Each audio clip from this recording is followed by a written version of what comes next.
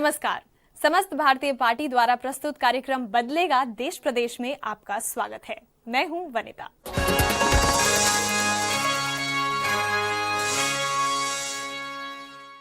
पिछले एपिसोड में हमने आपको समस्त भारतीय पार्टी और उसके संस्थापक सुदेश अग्रवाल के बारे में विस्तार से बताया कि क्यों उन्होंने अपनी ऐशो आराम की जिंदगी छोड़कर राजनीति की तरफ कदम बढ़ाए।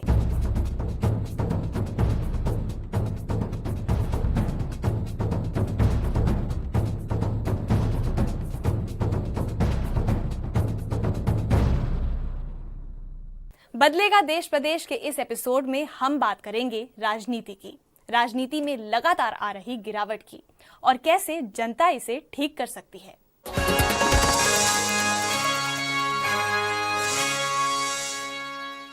राजनीति से देश चलता है, राजनीति से प्रदेश चलता है, राजनीति से सभी व्यवस्थाएं बनती हैं। राजनीति सही तो सब कुछ सही, राजनीति गलत तो सब कुछ गलत। आज राजनीति पर कब्जा कर लिया उन लोगों ने जो स्वार्थी हैं, भ्रष्टाचारी हैं, अपराधी व अकुशल हैं। समस्त भारतीय पार्टी का मानना है कि जब तक अच्छे लोग राजनीति पर काबिज नहीं होंगे तब तक हमें बदलाव की उम्मीद नहीं करनी चाहिए। कब्जा अच्छे लोगों के हाथ में देना लोकतंत्र में ये जनता की जिम्मेदारी है।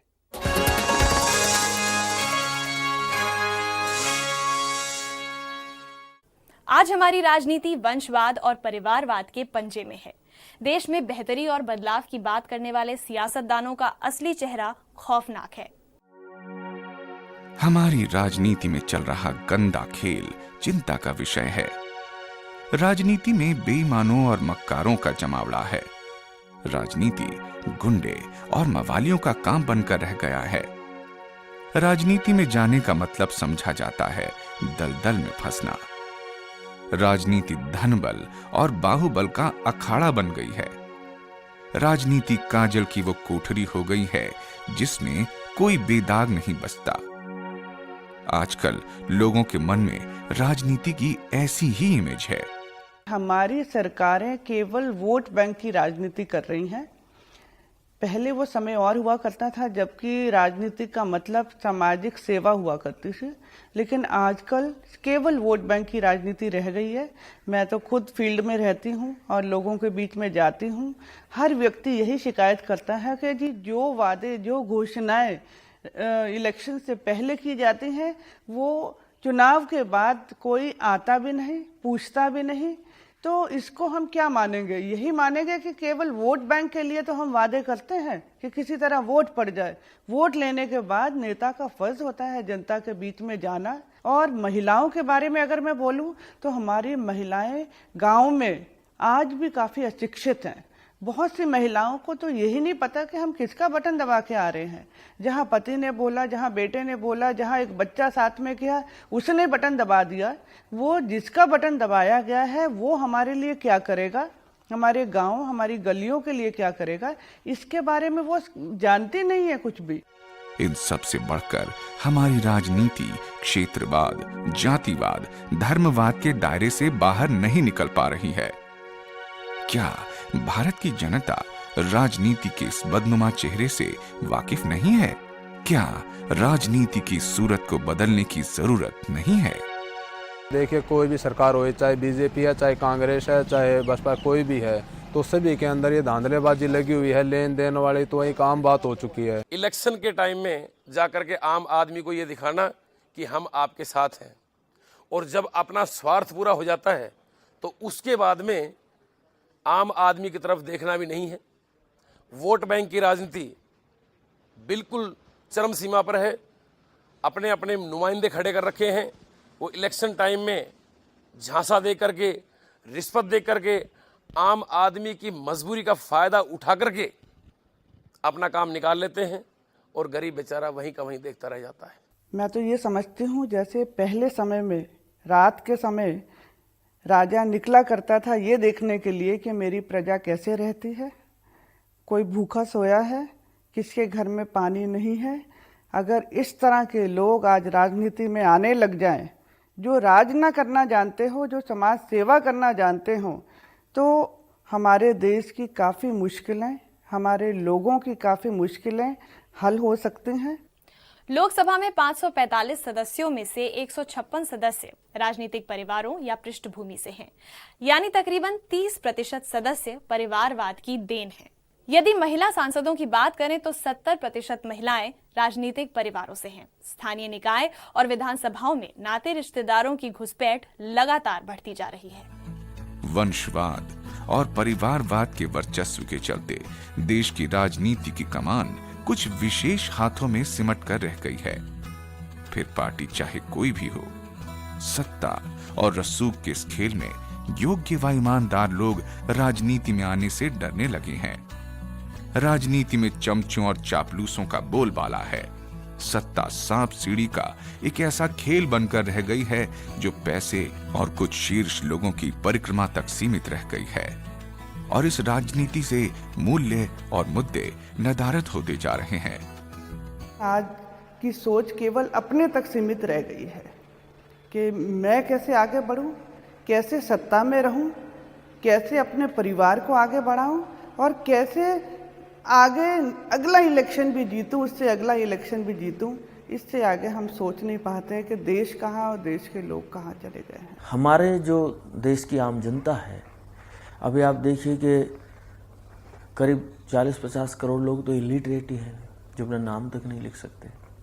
जो पढ़े लिखे भी हैं, उनकी एजुकेशन भी कितनी क्वालिटी की है ये हम जानते हैं, और जिनकी क्वालिटी एजुकेशन भी हम कहते हैं टेक्निकली या यूनिवर्सिटी की अच्छी डिग्रियां हैं, पॉलिटिकली वे लोग भी ज़्यादातर बड़े या तो इंडिफरेंट हैं, उदासीन हैं राजनीति से, कौन रब हो हमें कहानी, इस तरह की साइकोलॉजी को कैरी कर रहे हैं। और जो थोड़े से इंटेलेक्चुअली इंटरेस्टेड भी हैं, वो सक्रिय राजनीति से दूर जाते हैं। तो हमारे आम आदमी का अनपढ़ होना और पढ़े लिखे आदमी का राजनीति से उदासीन होना, ये दो सबसे बड़ी चुनौतियां हैं। और ये दो चीज़ें एक ऐसा स्पेस क्रिएट कर देती हैं कि राजनेताओं को अपॉर्चुनिस्ट होने का मौका दे देती हैं। आज स्थिति ऐसी बन गई है कि बिना धन बल के चुनाव जीतना मुश्किल ही नहीं, नामुमकिन हो गया है। हर चुनाव में चुनाव आयोग के तमाम निर्देशों के बावजूद वोटरों को हर तरीके से घेरने और लुभाने का प्रयास किया जाता है। चुनाव चाहे पंचायत का हो या विधानसभा या फिर लोकसभा का, ज्यादातर पैसे के बल पर चुनाव जीता जाता है। पैसे का खुला खेल चुनाव में देखा जाता है। कभी मतदाताओं को शराब बांटकर, तो कभी कुछ और उपहार देकर, या फिर सीधा पैसा बांटकर उन्हें बरगलाया जाता है।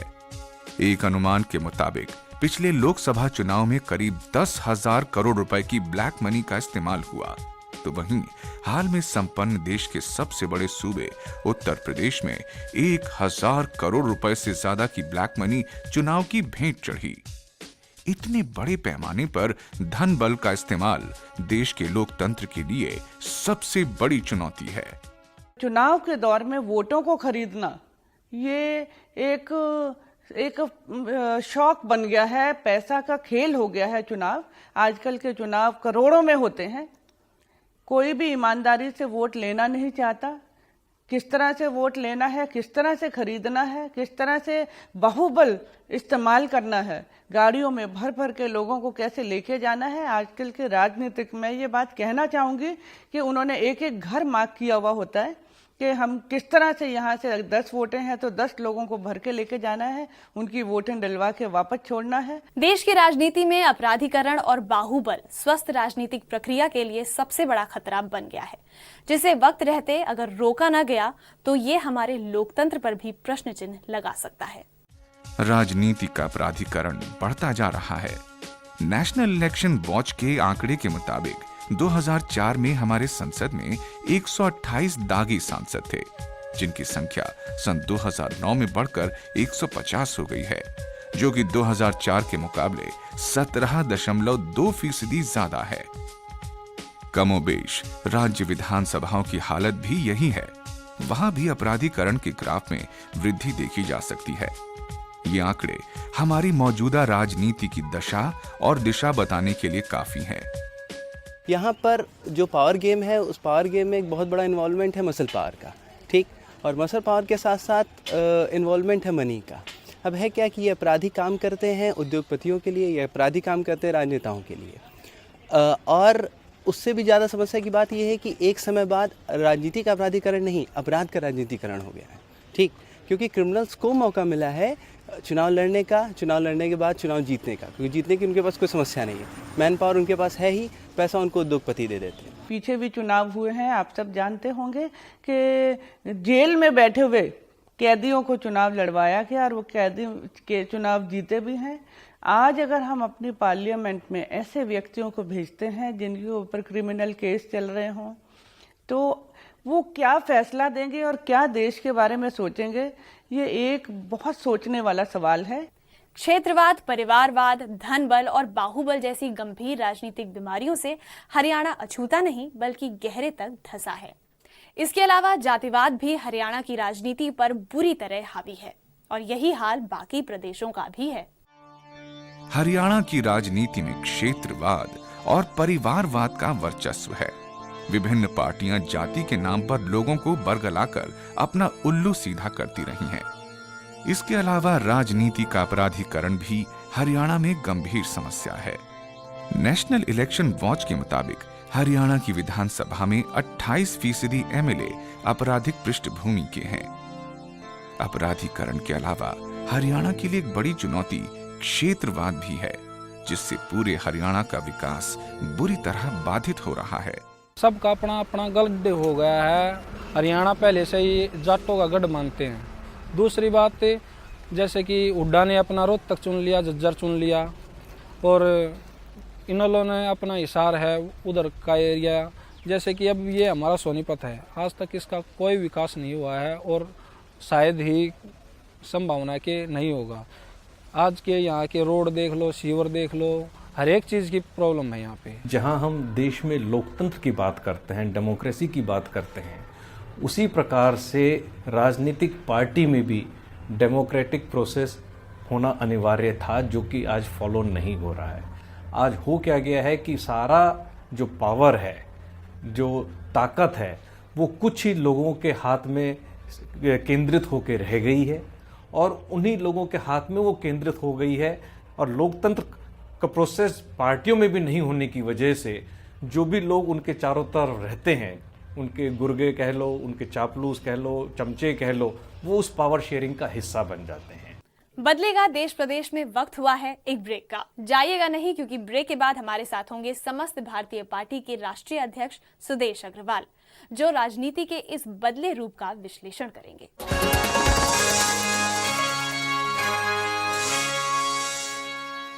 ब्रेक के बाद बदलेगा देश प्रदेश में आपका स्वागत है। हमारे साथ हैं समस्त भारतीय पार्टी के राष्ट्रीय अध्यक्ष सुदेश अग्रवाल जी। सुदेश जी, बहुत बहुत स्वागत है आपका। बहुत बहुत धन्यवाद।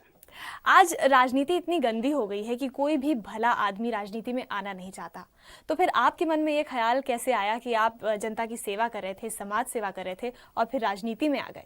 देखिए कि ये बात सही है कि आज की राजनीति बहुत गंदी हो चुकी है और कोई भला और ईमानदार आदमी राजनीति में आना ही नहीं चाहता। लेकिन मैं ये सवाल पूछना चाहता हूँ कि अगर अच्छे और भले लोग राजनीति में आएंगे ही नहीं, तो फिर तो कब्जा तो बुरे लोगों का बना रहेगा। अब अगर कब्जा बुरे लोगों का बना रहेगा तो बुरा काम ही होता रहेगा। किसी न किसी को तो हिम्मत करनी होगी आज देश को लुटेरे कुशासन देने वाले नेताओं से आज़ाद कराने के लिए। जरा सोचिए, अगर हमारे स्वतंत्रता सेनानियों ने अगर हिम्मत नहीं की होती, क्या ये देश आज़ाद होता? आपने ये कहा कि हमने समाज सेवा छोड़कर ये राजनीति में क्यों आए। मैं आपको इसका बताना चाहता हूँ कि मैं ये मानता हूँ कि हमने समाज सेवा नहीं छोड़ी है। राजनीति तो समाज सेवा का सबसे बड़ा माध्यम है और बाकी सब समाज सेवाएं उससे छोटी हैं।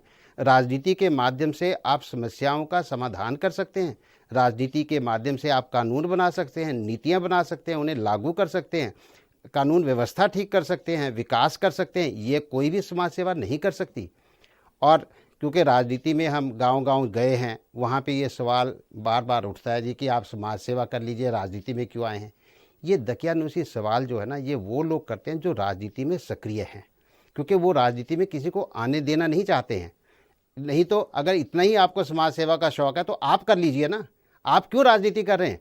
आप तो खुद राजनीति करेंगे, दूसरे को समाज सेवा का सबक पढ़ाएंगे। ये आज हमारी मानसिकता बन गई है। लेकिन राजनीति समाज सेवा का सबसे बड़ा माध्यम है। आजकल सियासी पार्टीज युवाओं के राजनीति में आने पर बहुत ज्यादा जोर दे रही हैं। आपका क्या कहना है इस बारे में? देखिए, युवाओं की राजनीति के अंदर भागीदारी होना बहुत ज़रूरी बात है। इस देश की 50% आबादी युवाओं की है, युवाओं का फ्यूचर है। लेकिन आप इन्हीं सभी राजनीतिक दलों को देखिए, राजनीतिक दल सभी युवाओं की बात तो करते हैं, चाहे वो कांग्रेस हो, भाजपा हो, कोई भी पार्टी लीजिए युवाओं की बात करेगी। लेकिन जब चुनाव आते हैं टिकट नहीं देती। टिकट किनको मिलता है? उन युवाओं को जो राजनीतिक घरानों से संबंध रखते हैं या राजनीतिक परिवारों से संबंध रखते हैं। इसके बहुत से उदाहरण हैं। भूपेंद्र हुड्डा जी को ले लीजिए, सचिन पायलट को ले लीजिए, राहुल गांधी जी को ले लीजिए, अखिलेश यादव जी को ले लीजिए। ऐसे बहुत से एग्जाम्पल हैं पूरे देश के अंदर जो कि वंशवाद और परिवारवाद से जुड़े हुए हैं।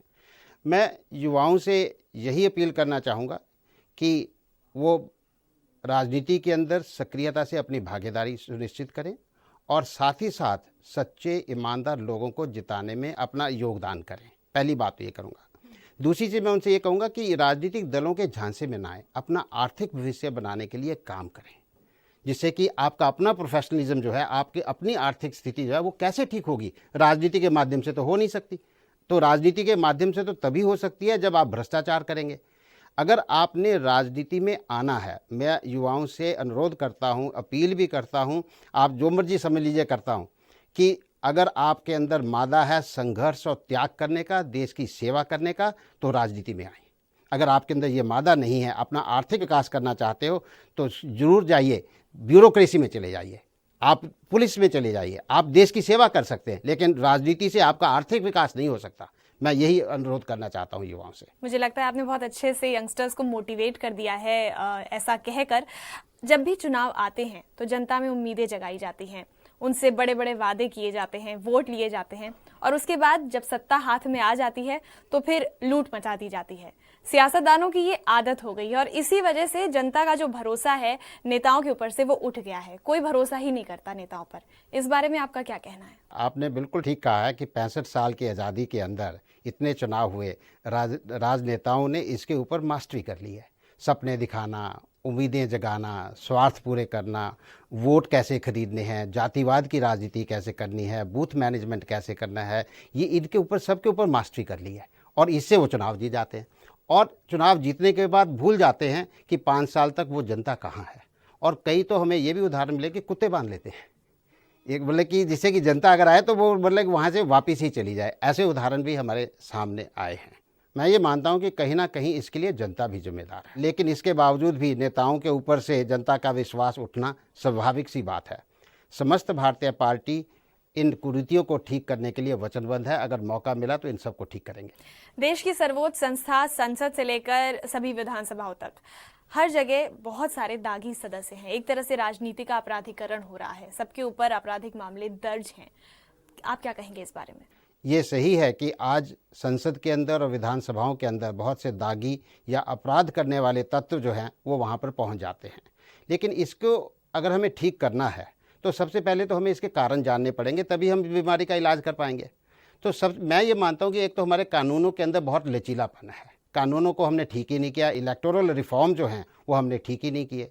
साथ ही साथ राजनीतिक दल वो ये सोचते ही नहीं है कि हमें भाई अच्छे लोगों को देना है, स्वच्छ लोगों को टिकट देनी है। वो उनका तो सिर्फ एक मापदंड है कि कौन जीतने वाला कैंडिडेट है, चाहे वो अपराधी का हो या ना हो, उससे उसका कोई लेना देना नहीं, क्योंकि उन्होंने तो खुद अपराध करने हैं, खुद भ्रष्टाचार करना है, तो इसलिए उनका इससे कोई लेना देना नहीं है। और कहीं ना कहीं जनता भी इसके लिए जिम्मेदार है, क्योंकि जनता भी बार बार उनको चुनकर भेज देती है। अगर हमें इस कुरीति को ठीक करना है कि आपराधिक लोग जो हैं हमारी विधानसभा और संसद के अंदर ना पहुँचें, हमें इस समस्या को चारों तरफ से अटैक करना होगा और तभी हम इस समस्या का समाधान निकाल सकते हैं। कानूनों को बदलना होगा, साथ में राजनीतिक पार्टियों को एक अपनी संकल्प लेना होगा कि हम आगे नहीं बढ़ें, और राजनीतिक इच्छा शक्ति का होना बहुत ज़रूरी है, तभी हम इस समस्या का समाधान निकाल सकते हैं। आपकी ये बात वाकई गौर करने वाली है। आज राजनीति में गिरावट का दौर अपने चरम पर है। लोगों का नेताओं पर से विश्वास उठ गया है। ऐसे में सियासत की दिशा क्या होनी चाहिए, बात करेंगे इसी बारे में, लेकिन एक ब्रेक के बाद। आप देखते रहिए बदलेगा देश प्रदेश।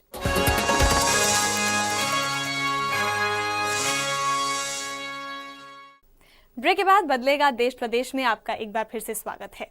हम बात कर रहे हैं समस्त भारतीय पार्टी के अध्यक्ष सुदेश अग्रवाल जी से। सुदेश जी, आपकी पार्टी बाकी पार्टियों से कैसे अलग है और राजनीति का स्तर जो गिरता जा रहा है उसे कैसे ऊपर उठाया जा सकता है? समस्त भारतीय पार्टी व्यक्तिगत स्वार्थ पूरे करने का जरिया नहीं है, बल्कि ये एक राष्ट्रीय मिशन है। राष्ट्रीय मिशन है स्वच्छ राजनीति लाने का, देश में विकास करने का, प्रशासन को सक्रिय बनाने का, भ्रष्टाचार को खत्म करने का। ये हमारा राष्ट्रीय मिशन है, इसलिए ये सबसे अलग किस्म की पार्टी है जिसको कि हम पूरा करेंगे। और जो आपने कहा कि जो स्तर गिरता चला जा रहा है राजनीति के अंदर, ये बिल्कुल सही है। राजनीति का जो स्तर गिर रहा है इसलिए गिर रहा है क्योंकि हमारे चरित्र के अंदर गिरावट आ गई है। आज हम भ्रष्टाचार को बुरा ही नहीं मानते, आज समाज के अंदर बुरा नहीं मानते हैं। तो ये जो चरित्र के अंदर जो गिरावट आई है, ये सबसे बड़ी हमारी समस्या है। अगर हमें इस राजनीतिक स्तर को ऊपर उठाना है तो हमें कई चीज़ों को साइमल्टेनियसली करना होगा। सबसे पहले तो हमें चरित्र निर्माण की बात करनी होगी और साथ ही साथ कानूनों के अंदर फेरबदल करना होगा। राजनीतिक दलों को अपने आप के अंदर बदलना होगा कि उनकी सोच के अंदर बदलाव लाना होगा। जनता को भी बदलना होगा, जनता को भी ये सोचना होगा कि हम कैसे अच्छे लोगों को चुनाव जिताकर भेजें। सामाजिक बहिष्कार भी करना होगा। अगर जब तक हम सामाजिक बहिष्कार नहीं करेंगे तब तक भी बात नहीं बनेगी। ये जब तक हम चारों तरफ से इसको अटैक नहीं करेंगे तब तक चरित्र निर्माण नहीं होगा। चरित्र निर्माण नहीं होगा, राजनीति स्वच्छ नहीं होगी, राजनीतिक साफ सुथरी नहीं होगी। राजनीति का जो स्तर गिरता चला गया उसे ऊपर उठाने के लिए ये कदम उठाने जरूरी हैं। समस्त भारतीय पार्टी, कहने को तो सभी कहते हैं, लेकिन समस्त भारतीय पार्टी ये करके दिखाएगी। चलिए, हमें उम्मीद है कि आप अपने मिशन में जरूर कामयाब हों। अंत में क्या संदेश देना चाहेंगे जनता को? देखिए, मैं यही कहना चाहूँगा कि ये सही है कि राजनीति आज गंदी हो चुकी है, दूषित हो चुकी है, अपराधीकरण हो चुका है इसका, और यहाँ पर धर्मवाद, जातिवाद, क्षेत्रवाद और परिवारवाद का बोलबाला है। लेकिन ये भी मानना जरूरी होगा कि राजनीति के बगैर गुजारा भी नहीं है, क्योंकि राजनीति से देश चलता है, राजनीति से प्रदेश चलता है। मैं तो यही संदेश देना चाहूँगा कि चलो हम मिलकर राजनीति को बदलेंगे, तभी बदलेगा देश प्रदेश। चलिए, हम उम्मीद करते हैं कि जनता आपका साथ जरूर देगी इस मिशन में। वैसे पंचायत स्तर पर महिलाओं की भागीदारी तो बढ़ती जा रही है, लेकिन लोकसभा और विधानसभाओं में जनसंख्या के हिसाब से महिलाओं की तादाद काफी कम है। महिलाओं को 33% आरक्षण के लिए बिल काफी समय से संसद में लंबित है। इस बिल को लेकर कई बार भारतीय संसद में हंगामे हुए, पर्चे फाड़े गए और संसद ठप पड़ी, लेकिन नतीजा सिफर रहा। वास्तव में कोई भी पार्टी इस बिल को लेकर गंभीर नहीं है। 15वीं लोकसभा में 545 सदस्यों वाली लोकसभा में मात्र 59 महिलाएं हैं, जो कि कुल संख्या का 11% से भी कम है। अगर महिलाओं की राजनीति में भागीदारी बढ़े तो हमारी राजनीति में काफी बदलाव आ सकता है और देश में विकास की प्रक्रिया में तेजी आ सकती है। मैं ये समझती हूँ कि महिलाओं को काफ़ी पीछे रखा जाता है। हमारा समाज पुरुष प्रधान रहा है और इसमें बहुत सी ऐसी महिलाएं हैं जो राजनीतिक तौर पे सक्रिय हुई हैं, लेकिन काफ़ी संख्या उनकी कम है और महिलाएं उतनी भागीदारी नहीं देती, चाहे परिवार का उनके ऊपर प्रेशर होता है या उनको काफ़ी घर के कामों में काफ़ी मशगूल रहती हैं, जिम्मेदारियां ज़्यादा होती हैं। तो मैं इसीलिए राजनीति में उतरी हूँ ताकि उनके लिए एक उदाहरण सेट कर सकूं कि महिला घर का काम भी करके आगे भी बढ़ सकती है, देश के बारे में भी सोच सकती है और अपने बच्चों का लालन पालन भी अच्छी तरह से कर सकती है। जनता को चाहिए सही सोच और नेक इरादों वाली सरकार, जो न सिर्फ उनके वर्तमान के लिए बल्कि उनके भविष्य के लिए भी सोचे और काम करे। और ये तभी संभव है जब हमारे देश की राजनीति साफ हो और स्वस्थ हो, और इसमें जितनी जिम्मेदारी नेताओं की है उससे कहीं ज्यादा जिम्मेदारी आम जनता की है। लोगों को चाहिए कि वो एक ऐसी पार्टी को चुने जो उनके जीवन में आमूलचूल परिवर्तन ला सके और देश को विकास की ओर आगे बढ़ा सके। समस्त भारतीय पार्टी परिवर्तन की इस मुहिम में आपके साथ खड़ी है। कैसा लगा आपको हमारा ये कार्यक्रम? आप अपनी राय हमें भेज सकते हैं। हमारा पता है समस्त भारतीय party, W6/5 DLF Phase 3 Gurgaon, 122-002 Haryana. Telephone number 0124-406-4659। आप हमें ईमेल भी कर सकते हैं on info@sbparty.org और हमारी वेबसाइट है www.sbparty.org।